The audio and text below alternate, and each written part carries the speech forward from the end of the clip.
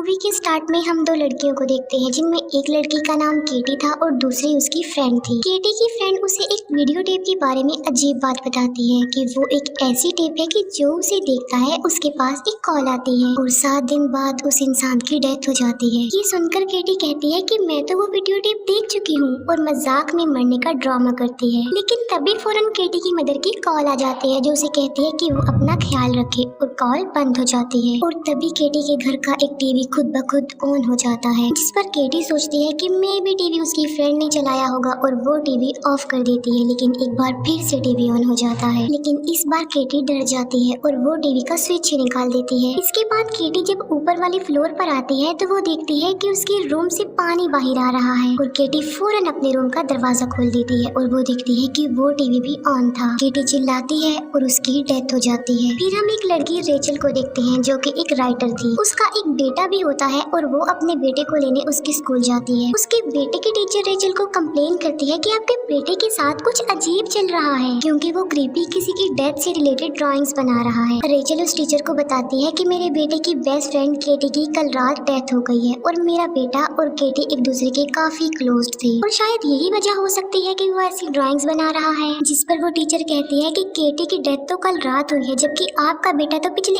एक हफ्ते से ही ऐसी ड्राइंग्स बना रहा है। रेचल अपने बेटे से पूछती है कि तुमने केटी की डेथ वाली ड्राइंग्स कैसे बना ली है। जिस पर रेचल का बेटा कहता है कि मुझे पता था कि केटी मरने वाली है क्योंकि मरने से एक दिन पहले उसने मुझे बताया था कि कल मेरी डेथ हो जाएगी। नेक्स्ट डे रेचल और उसका बेटा केटी के फ्यूनरल पर जाते हैं। वहाँ पर केटी की मदर रेचल को बताती है कि मेरी बेटी की डेथ हार्ट बीट रुक जाने की वजह से हुई है और इतनी छोटी सी उम्र में मरने की ये रीजन होना इम्पॉसिबल है क्योंकि वो सिर्फ 16 साल की थी। और तो और केटी की डेड बॉडी की कंडीशन भी देखने के काबिल नहीं थी क्योंकि वो काफी डरावनी लग रही थी। केटी की मदर रेचल से रिक्वेस्ट करती है कि प्लीज मेरी बेटी की डेथ का पता लगवा दो कि इसकी मरने के पीछे एक्चुअल में रीजन थी क्या। केटी की फ्रेंड से रेचल को पता चलता है कि केटी की वो फ्रेंड जो मरने वाली रात केटी के साथ थी जिसने उस वीडियो टेप के बारे में बताया था वो अब पागल हो चुकी है जो कि अब मेंटल असाइलम में है। रेचल उनसे पूछती है कि मरने से एक हफ्ते पहले केटी कहाँ पर गई थी। जिस पर वो बताती है कि केटी और उसकी 3 और फ्रेंड्स ने एक जगह पर जाकर एक वीडियो टेप देखी थी और ठीक एक हफ्ते बाद केटी की डेथ हो गई। केटी का मेल फ्रेंड जिसने वो वीडियो टेप देखी थी वो भी मर गया और उसकी दोनों फ्रेंड्स भी कार एक्सीडेंट की वजह से मारी गई हैं। और हैरान कर देने वाली बात तो ये है कि उन चारों की डेथ एक ही टाइम यानी एग्जैक्ट रात 10 बजे हुई। अब मामला कॉम्प्लिकेटेड होने की वजह से रेचल इन्वेस्टिगेशन करने लगती है और वो केटी और उसकी तीनों फ्रेंड्स की पिक्चर्स देखती है और एक पिक्चर में उन चारों फ्रेंड्स के फेस खराब किए गए थे। रेचल उस लोकेशन पर जाती है जहाँ उन फ्रेंड्स ने वो वीडियो टेप देखी थी। वो एक माउंटेन एरिया था। रेचल को वहाँ पर वो वीडियो टेप भी मिल जाती है और वो एक रूम में जाकर वो वीडियो टेप देखने लगती है और उस वीडियो में वो एक चेयर, एक लेडी, एक मिरर और इसी तरह की अजीबोगरीब चीजें देखती है। और वीडियो को देखते ही वहाँ पर किसी की कॉल आती है और उसमें से कोई डीमन जैसी आवाज में बोलता है 7 दिन। नेक्स्ट डे रेचल अपने घर वापिस आ जाती है और वो अपने हस्बैंड को इस वीडियो टेप के बारे में बताती है और पिक्चर्स खराब होने के बारे में भी बताती है कि जब से मैंने वो वीडियो टेप देखी है मेरी पिक्चर्स भी खराब आ रही हैं। रेचल का हस्बैंड इस बात पर बिलीव करने को तैयार ही नहीं था और वो रेचल को इंसिस्ट करता है कि मुझे भी वो वीडियो टेप दिखाओ और रेचल उसे भी वो वीडियो टेप दिखा देती है और पूरी वीडियो देखने के बाद फिर से वहाँ पर किसी की कॉल आती है लेकिन रेचल कॉल अटेंड नहीं करती। रेचल का हस्बैंड उससे उस वीडियो टेप की एक कॉपी मांगता है और रेचल उसे एक वीडियो टेप की कॉपी बनाकर दे देती है। रेचल का हस्बैंड उस वीडियो टेप को चेक करता है और उसे उस वीडियो टेप की लेंथ में कुछ गड़बड़ लग रही थी। ऐसा लग रहा था कि जैसे ये वीडियो टेप फेक है जो किसी ने नहीं बनाई बल्कि खुद ही बन गई। रेचल का हस्बैंड उसे बताता है कि ये वीडियो किसी कैमरा से तो कैप्चर नहीं की गई है क्योंकि अगर ये वीडियो कैमरा से बनाई होती तो मिरर में कैमरे का रिफ्लेक्शन जरूर आता। रेचल को वीडियो टेप देखे हुए 3 दिन गुजर चुके थे और वो केटी की उसी फ्रेंड से मिलती है जो पागल हो गई थी जो उस रात केटी के साथ थी। रेचल उसे उस रात का पूछती है कि उस रात क्या हुआ था और केटी की फ्रेंड उसे सिर्फ ये जवाब देती है कि तुम्हें 4 दिन बाद सब कुछ पता लगने वाला है। रेचल वीडियो टेप मशीन में उस टेप को दोबारा देखती है और इस बार उसे उस वीडियो टेप में एक लाइट हाउस दिखाई देता है। रेचल उस लाइट हाउस के बारे में इंफॉर्मेशन देती है तो उसे पता चलता है कि वो लाइट हाउस एक आइलैंड पर है और उसे कुछ फीमेल्स की पिक्चर्स भी देखने को मिलती हैं और उन फीमेल्स में वो लेडी भी थी जिसे उसने वीडियो टेप में देखा था और उस लेडी को घोड़े पालने का बहुत शौक था और उस लेडी का नाम एना था। एक दिन एना के घोड़ों को कुछ होने लगा और वो खुद ही पानी में डूबकर मरने लगे और एक एक करके सारे घोड़े घोड़े मारे गए, लेकिन घोड़ों के मरने की रीजन पता नहीं चल पाई। रेचल एना की पिक्चर को रैंडमली खराब कर देती है और उसे रियलाइज होता है कि उसका बेटा भी तो इसी तरह की ड्राइंग्स बना रहा था। रेचल का हस्बैंड एक शॉप के सीसीटीवी फुटेज में देखता है कि उसका फेस भी बिगड़ा हुआ है, जैसे रेचल की वीडियो में उसका फेस खराब था। रेचल को अपने ड्रीम में उसके बेटे की ड्राइंग्स वाली लड़की नजर आती है जो उसका हाथ पकड़कर जला डालती है, और जब रेचल नींद से जागती है तो उसका हाथ सच में जला होता है और वो अचानक से बाहर आ जाती है और देखती है कि उसके बेटे ने भी वो वीडियो टेप देख ली है। और फिर से एक कॉल आती है जिस पर रेचल डर जाती है और फोन उठाकर कहती है कि मेरे बेटे को नुकसान मत पहुंचाना। लेकिन कॉल पर रेचल का हस्बैंड था। वो रेचल को कहता है कि वीडियो टेप के बारे में जो तुमने कहा था वो बिल्कुल ठीक कहा था, क्योंकि वीडियो देखने के बाद मेरी पिक्चर्स भी खराब आ रही हैं। उस लाइट हाउस पर जाने के लिए रेचल निकल पड़ती है। वहाँ पर एक घोड़ा रेचल को देखकर अजीब हरकतें करने लगता है और पानी में कूदकर मर जाता है। रेचल फाइनली अपने डेस्टिनेशन यानी उस आइलैंड पर पहुँच जाती है जहाँ वो एना के हस्बैंड से मिलती है और वो उसकी वाइफ और घोड़ों के मरने वाली बीमारी और रीजन के बारे में पूछती है। रेचल वहाँ पर वही मिरर देखती है जो उसने उस वीडियो टेप में भी देखा था। एना का हस्बैंड रेचल को कुछ भी बताने से इनकार करता है और उसे वहाँ से जाने के लिए कहता है। रेचल अपने बेटे को कॉल करती है कि वो ठीक है, जहाँ पर रेचल का बेटा उसे एक लड़की समारा के बारे में बताता है कि समारा मुझे पिछले कई दिनों से विजन दिखा रही है और इसी वजह से मैंने वो ड्राइंग्स बनाई और मैं वो चीजें भी बना देता हूँ जो मैंने नहीं देखी बल्कि समारा ने देखी है। और वो बताता है कि समारा को घोड़े पसंद नहीं थे। रेचल वहीं पर रहने वाली एक डॉक्टर से मिलती है और ये डॉक्टर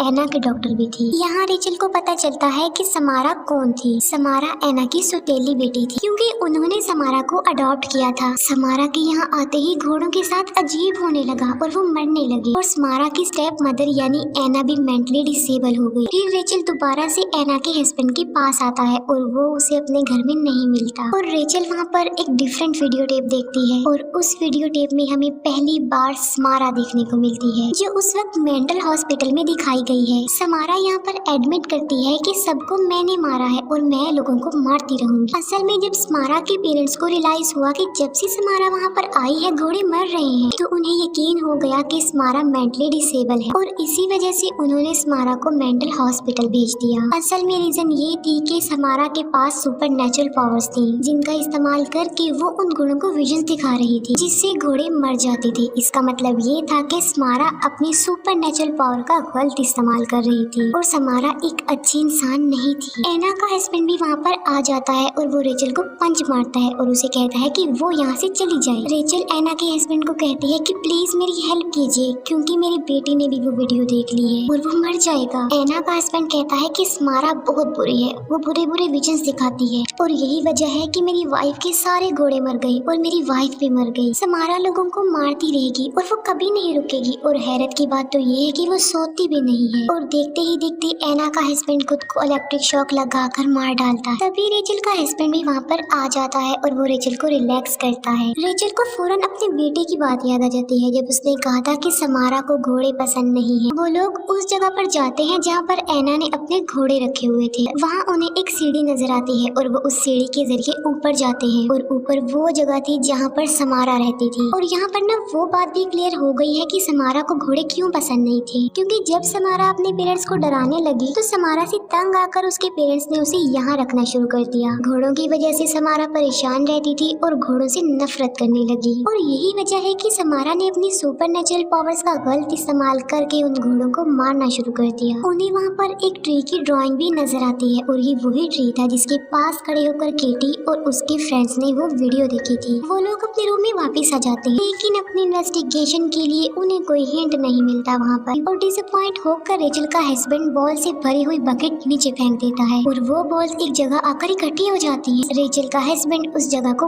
काट देता है जहाँ वो बॉल्स आकर जमा हुई थी और उस जगह के नीचे एक कुआं था और यहाँ पर ये राज खुलता है कि ये वही जगह है जहाँ से बाहर आकर समारा लोगों को मारती थी और यहीं से इस कहानी का आगाज हुआ यानी समारा की किलिंग्स का आगाज हुआ। फिर वहाँ पर अजीब होने लगता है, एक टीवी आकर रेचल पर गिरता है और वो जाकर कुएं में गिरती है और समारा और रेचल काफी नीचे जाकर गिरती है। उसका हस्बैंड उसे बाहर निकालने के लिए जरूरी इक्विपमेंट्स लेने जाता है। रेचल को कुएं में एक नेल के साथ स्क्रैचेस के निशान भी मिलते हैं और एक हाथ बाहर आकर रेचल को पकड़ लेता है और रेचल को एक विजन आता है जहाँ पर उसे पता चलता है कि समारा कैसे मरी, क्योंकि उसकी स्टेप मदर यानी एना ने उसका उसका दम घोटकर उसे कुएं में फेंक दिया और वो कुआं हमेशा हमेशा के लिए बंद कर दिया। कुएं में जाकर भी समारा मरी नहीं थी, बल्कि वो 7 दिन तक वहीं रही और बाहर आने की कोशिश करती रही और फिर आखिरकार 7वें दिन उसकी डेथ हो गई। रेचल देखती है कि उसके हाथ में समारा की डेड बॉडी है, जो देखते ही देखते मेल्ट हो जाती है और रेचल के हाथ पर जो जलने के निशान थे वो भी गायब हो जाते हैं। अब रेचल के हाथ में समारा का स्केलेटन होता है। रेचल को बाहर निकालने के लिए पुलिस भी वहाँ पर आ जाती है और वो रेचल के साथ साथ समारा की स्केलेटन को भी बाहर निकाल लेते हैं। रेचल सोचती है कि उसे वीडियो देखे 7 दिन हो चुके हैं मगर वो मरी नहीं है, क्योंकि शायद समारा की सोल को अब सुकून मिल गया है कि उसकी डेथ की रीजन आखिर किसी को तो पता चली है, क्योंकि वो चाहती थी कि लोगों को पता चले कि वो कैसे मरी और इसीलिए उसने अपनी ही हेल्प करने के लिए वो वीडियो टेप लोगों में छोड़ दी। और जिसने उस टेप को देखा उसे समझा नहीं, उसे इग्नोर किया तो 7वें दिन समारा ने उसे मार डाला, क्योंकि वो भी 7 दिन बाद कुएं में मर गई थी।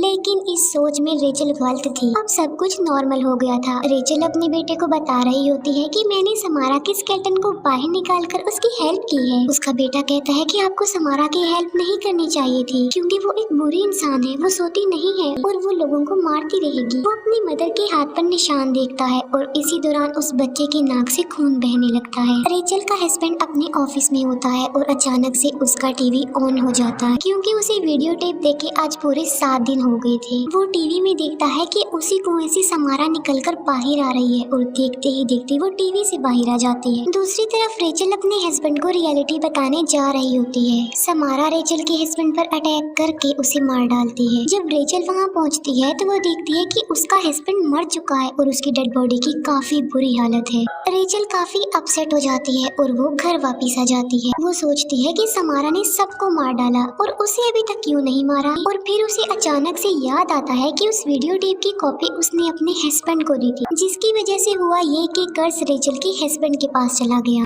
यानी मरना रेचल ने था तो उसका हस्बैंड मर गया। रेचल अपने बेटे से भी उस वीडियो की एक कॉपी बनवाती है ताकि उसके बेटे का कर्ज भी किसी और के पास चला जाए और उसका बेटा बच जाए। और ये मूवी यहीं पर एंड हो जाती है।